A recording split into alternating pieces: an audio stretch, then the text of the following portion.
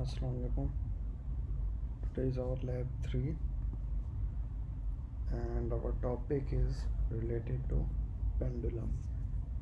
So in this lab we will study the working principle and its applications of pendulum. So let's start. So what a pendulum is?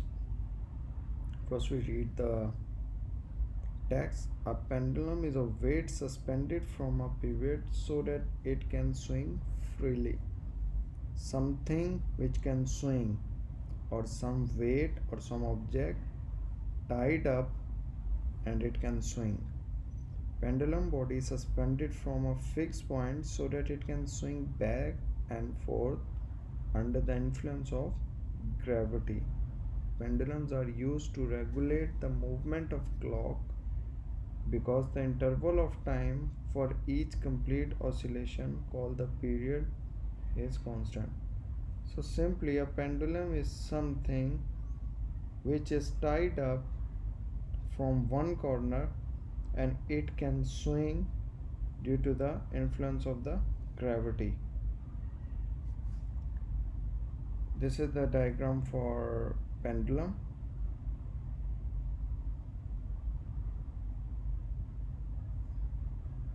So this is the amplitude, this is the main mass, you can say, or object, m. This is the length of, whenever we will do the numericals, this length of the rod will be measured or it will be given, then we have to find other things. And this is the equilibrium position. So we all study equilibrium in our previous chapter, where all forces will cancel each other and it will remain in a state of rest. So this is the equilibrium position for the pendulum. This is some text for your more understanding of pendulum. A simple pendulum consists of a bob suspended at the end of a thread that is so light as to be considered massless. This means that this mass is connected with a point via rope, and this mass, according to this definition, the thread is a thread that is so light as to be considered massless. The period of such a device can be made longer by increasing its length, as measured from the point of suspension to the middle of the rod. A change in the mass of the bob, however, does not affect the period, provided the length is not thereby affected. The period, on the other hand, is influenced by the position of the pendulum in relation to the earth, because the strength of the earth's gravitation field is not uniform. So according to this, if we change the this massive bob and we change the weight of this, so it will not affect the time period of the pendulum. Only the time period can be affected by the influence of the gravity. So Earth's gravitational field is not uniform everywhere. A given pendulum swings faster and thus has a shorter period at low altitudes and at Earth's poles than it does at high altitudes. So only the Earth's gravitational field can affect the pendulum, not the size or the weight of the pendulum or the bob. So this is the animation of a pendulum showing forces acting on the bob, the tension T in the rod and the gravitational force mg. So see the animation of this. What is T? We studied in our previous chapter in our previous lecture. So T is the tension. When a tension is applied whenever the force is applied on both sides of the rope or the rod. So T is the tension, its amplitude is with the red arrow, and mg, mass and gravity effect, is towards the down.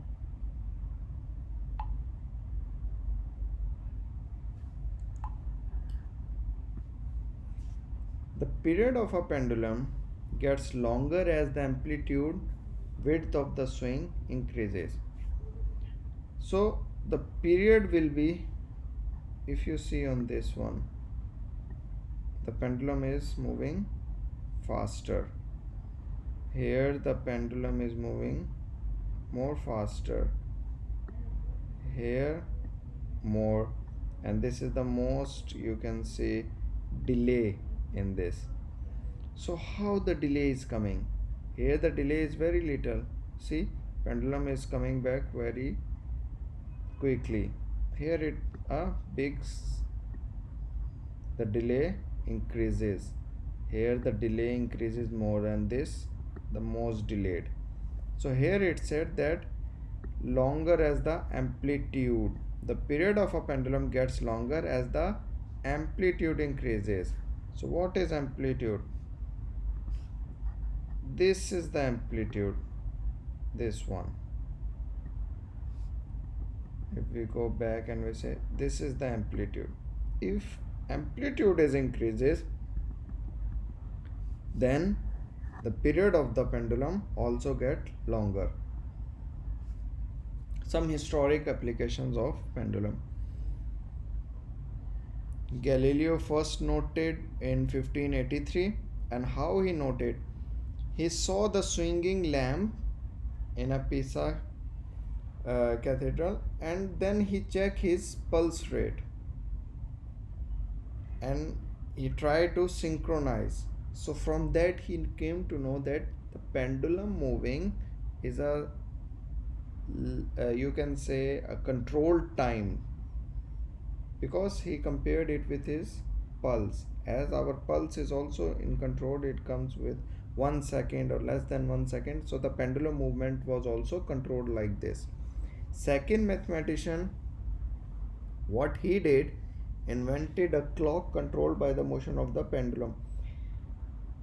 He checked the pendulum, observed it, and he tried to make the clock. Why clock? He said that it is a controlled time. In a fixed time the pendulum is moving. Why don't we use that fixed time for measuring our time period? So how we measure the time period? With the clock. So he invented the clock with that. And this also is about how they studied truly about the pivot and cause suspending body circle. So this theory portion you should read for further information. Now we come toward the seismometer. Why seismometer? First I will tell you that in our everyday life, where we can see pendulum, the most common examples are, the first one is our clocks and the second one is seismometer. So what is a seismometer? Where pendulum is being used, or pendulum functionality or application. A seismometer is a device that is sensitive to vibrations. What this means? This means that a seismometer is very sensitive to the motion. Even a small vibration can be measured by a seismometer. It works on the principle of a pendulum, a heavy insert mass with a certain resistance to movement. We can also set the measuring inertia. Due to its weight, is suspended from a frame by a string that allows the movement. The energy from any seismic activity excites this proof mass, as it is called by geophysicists, making it vibrate. So actually a seismometer is like a pendulum, or it is a pendulum, and it can measure even a small vibration. Why? Because whenever the surface is moved or vibration is there, as the if you use the pendulum on the table and you move the table, it can affect the pendulum time. So this is the same. It is also a type of object or instrument which work on the principle of pendulum, and whenever there is even a little vibration, so it can measure that. Working of a seismogram. A seismogram is a device for measuring movement of the earth, because it can measure even the small vibration, so it's very easy for the seismogram to move the measurement of earth, and consists of a ground motion detection sensor. Why ground motion detection? Because whenever the earth will revolve, there is a minor vibrations, so ground sensors can detect that, called a seismometer coupled with a recording system.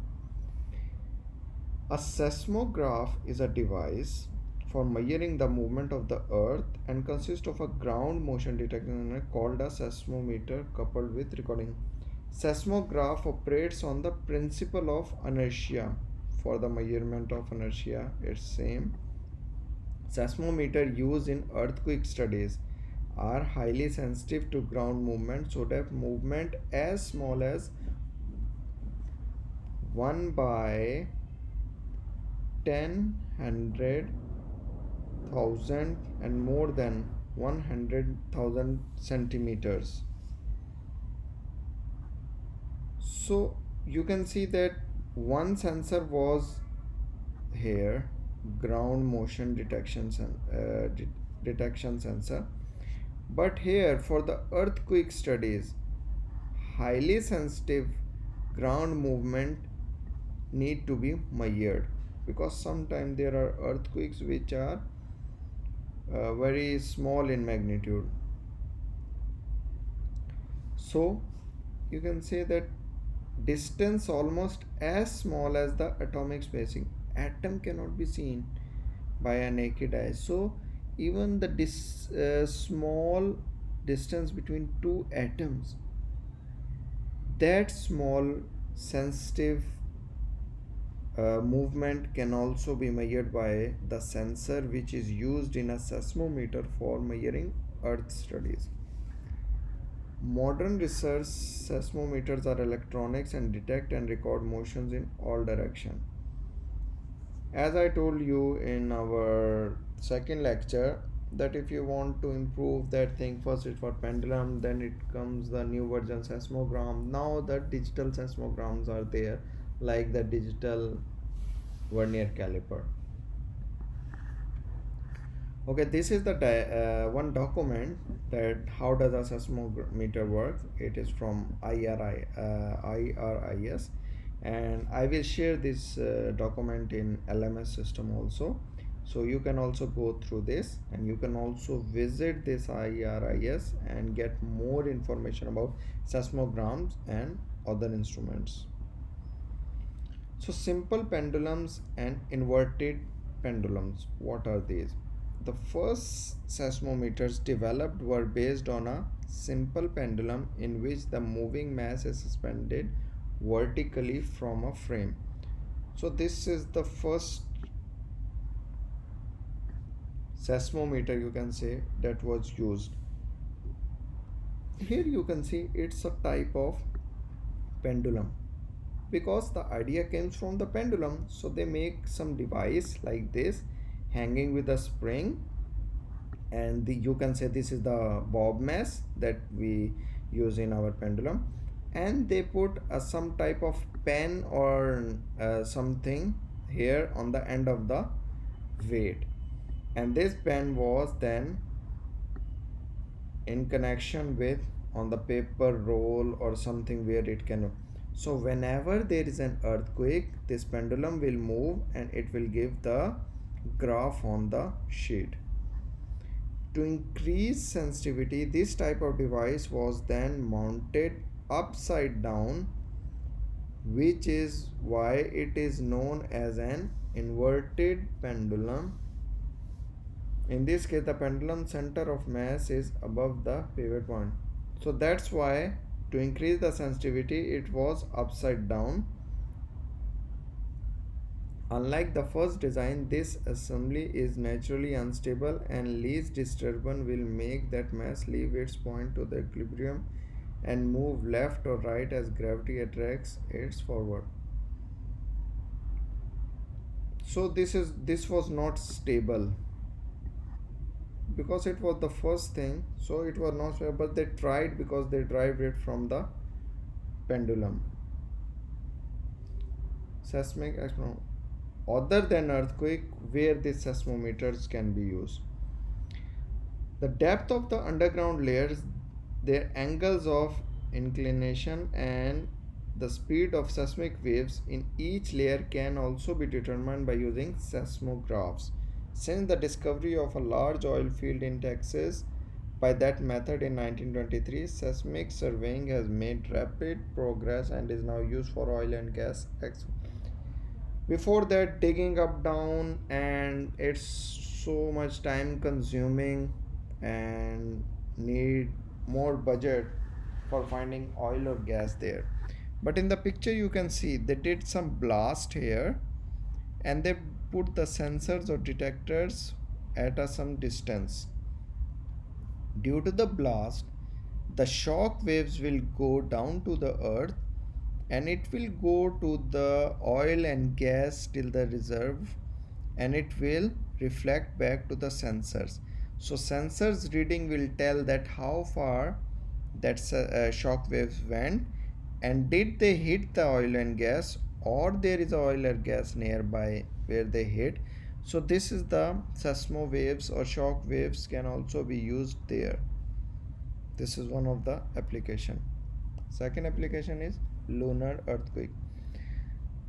As on the earth, we can there are earthquakes every time there is an earthquake somewhere in the world.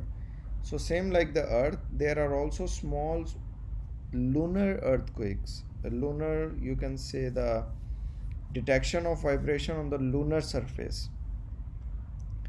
So lunar surface is the surface of the moon. That can also be measured by seismogram, because seismogram only thing work is to measure the vibration. So no matter it's on the earth or it's on the moon, so it is also used for moon, and it's also sent on the Mars to check the quakes and activities there. So seismometer mostly used for the measurement of or vibration of earth, lunar or Mars everywhere. Okay, now we will here do some type of simple numericals for pendulum. For example, there is a what is the period and frequency of a 15-meter long simple pendulum on the earth. Okay, for the solution, first we will say this is the mass m, and here it says 15 meter long simple pendulum. So where is the 15? This is the 15 length. So we have length simple pendulum on earth, and what we have to find, we have to find the period. So this is the formula for finding the time period, that is t is equal to 2 pi and L over G. What is L? L is length and G is the gravity. So the gravity here, because it's the pendulum on the earth, we will take value of 9.8 fixed value, and 1.8 1.5 is given. Sorry, here it's a error, it's not 15, it's 1.5 meter. So after doing simple calculation, just you need to remember this formula, and we will get the 2.46 second answer. So in this you only need to remember this formula. So now we have time. What we have to find? The period and frequency. So how to find frequency? The frequency formula is F is equal to 1 by T. So our T value was 2.46. So this is the frequency 0.41 Hertz. So the time period is 2.46 and the frequency is 0.41 for a pendulum of 1.5 meter long and on the earth. So you have to remember these formulas. Now the second numerical. A 0.75 meter long simple pendulum on planet XYZ makes 45 complete swings in 54 seconds. Now what we have to find? Number 1, determine the frequency. We have to find the frequency. Number 2, calculate the period, time period. Number C, what is the gravitational acceleration for the planet? Okay, so let's start. First of all, we have to find the frequency. So what was the here the frequency? Determine the frequency. Here the because here cycles are given, it make the 45 complete cycles. So cycle per time, when cycle is given, the formula will be cycle per by time.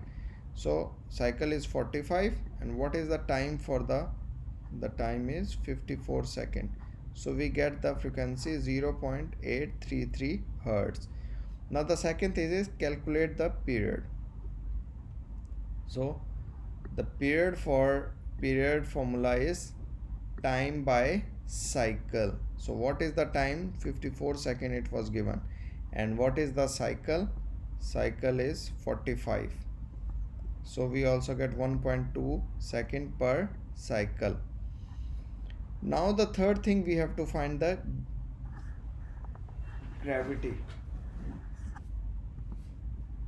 gravitational acceleration of the planet. So in the last numerical we know this formula, this time formula we will check. This is actually the what is the period, and so the period formula T 2 by here is the gravitational acceleration D. So we will take the gravitational G from this formula. How we will take? We will write this formula and we will take square on the both side. Why we take the square both side? Because we want to cancel this and it will be T square 4 pi square L by G.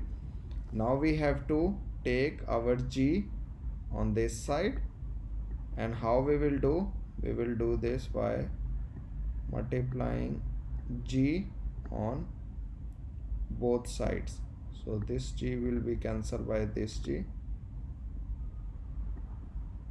and here we will also multiply G, or also you can say we can direct take this G there. Okay, after this we have to cancel the, or we have to leave our G alone here and take T square there. So in this step we take our T square there, and finally we have the formula for G is equal to gravitational acceleration formula. Now we will put the value here in this. So this is the formula we have, and we will put the value of length 0.75. From where this 0.75 come? This is the length is long 0.75, and the second is time square, so it was the time 1.2. So 1.2 here. So the gravitational acceleration is 20.6 meter per second square. So these are very simple, only you need to remember, or in the viva of lab I can ask the formulas, nothing more than that. So you need to remember these formulas, that how to find the period, how to find the time, how to find the frequency, how to find the gravitational acceleration. So this type of little bit calculations you need to remember. Still you have any issues, then we will discuss in our face-to-face class. Okay, thank you for today's lecture.